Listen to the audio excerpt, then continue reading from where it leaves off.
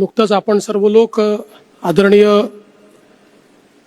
बाबूरावजी तिडके यांच्या 85व्या जन्मदिवसाच्या निमित्ताने भेटलो होतो आणि त्यावेळी मनोगत व्यक्त करताना आपल्यापैकी सर्वांनीच हे मनोगत व्यक्त केलं होतं की ते शतायुषी व्हावेत आणि त्यांचा 100वा वाढदिवस देखील आपल्याला साजरा करता यावा। परंतु ईश्वराच्या मनात जे असतं तेच होतं। कदाचित त्या कार्यक्रमात सर्वांना भेटण्याची त्यांनी एक आपली इच्छा पूर्ण केली आणि त्यानंतर ते आजारी पडले, ॲडमिट झाले आणि दुर्दैवाने त्यांचं दुःखद निधन झालं। खरं म्हणजे विलास भाऊ वगैरे आम्ही सगळेच त्या कार्यक्रमात होतो, मेघेसाहेब त्या कार्यक्रमात होते, त्यानंतर साहेबही आपल्यातनं निघून गेले, बाबूरावजी निघून गेले। पण एक अतिशय दिलखुलास व्यक्तिमत्व म्हणून, उमदं व्यक्तिमत्व म्हणून विदर्भाला आणि महाराष्ट्राला आणि विशेषतः या नागपूर जिल्ह्याला ज्ञात असलेले बाबूरावजी तिडके होते। आम्ही देखील लहानपणापासनं काँग्रेस पक्षातल्या ज्या नेत्यांच्याबद्दल या जिल्ह्यामध्ये चर्चा असायची, ज्या नेत्यांबद्दल बोललं जायचं, त्यापैकी एक हे बाबूरावजी होते। माझ्या वडिलांसोबत त्यांचे अतिशय चांगले आणि घनिष्ठ संबंध होते आणि एक प्रकारे सर्वांशीच संबंध ठेवणारा व्यक्ती की ज्यांनी राजकारणामध्ये एक प्रकारे आपली अशी जागा तयार केली होती की पक्षाच्या पलीकडे सर्वांशी त्यांची मैत्री होती। सहकाराच्या क्षेत्रात काम करत असताना त्यांनी अतिशय चांगलं काम त्या ठिकाणी केलं।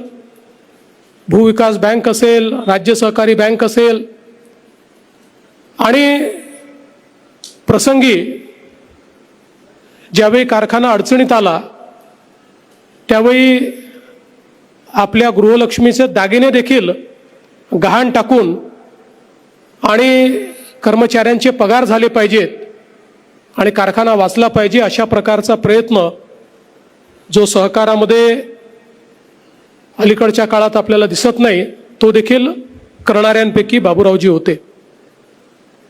अर्थातच माननीय विलासरावजींची त्यांची मैत्री संपूर्ण महाराष्ट्राला ज्ञात होती आणि एक मोठी घनिष्ठता ही त्यांच्यामध्ये होती।